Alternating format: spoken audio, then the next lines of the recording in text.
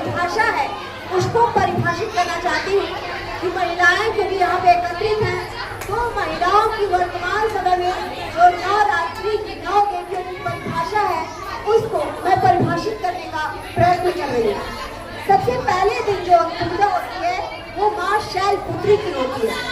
शैलपुत्री यानी वो बेटियां जो पर्वत की तरह अड़िग है अपने लक्ष्य प्राप्ति के लिए, वो माँ शैलपुत्री का रूप होती है।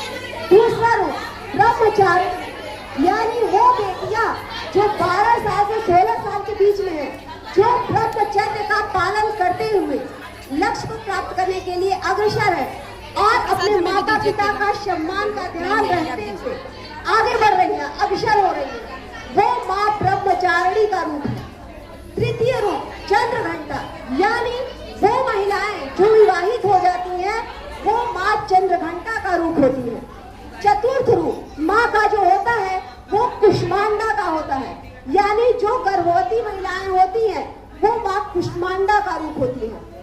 छठम रूप स्कंद माता यानी वो माताएं जिनके बच्चे छोटे हैं, नवजात शिशुओं की माँ जो होती हैं वो स्कंद माता का रूप होती हैं। जिनके गोद में बच्चे होते हैं वो माए स्कंद माता का रूप होती हैं। उसके बाद माँ गौरी यानी पतिव्रता स्त्रियां जो होती हैं वो माँ गौरी का रूप होती है।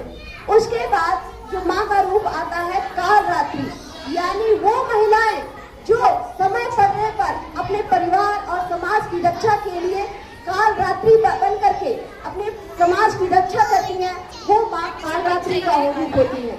उसके बाद लास्ट रूप माँ का 9वां रूप है माँ सिद्धिदात्री का, यानी वो महिलाएं जो अपने परिवार की संपूर्ण प्राप्ति के लिए यानी संपूर्ण सुख के लिए हर एक रूपों का निर्वहन करती है, वो माँ सिद्धिदात्री का रूप होती है।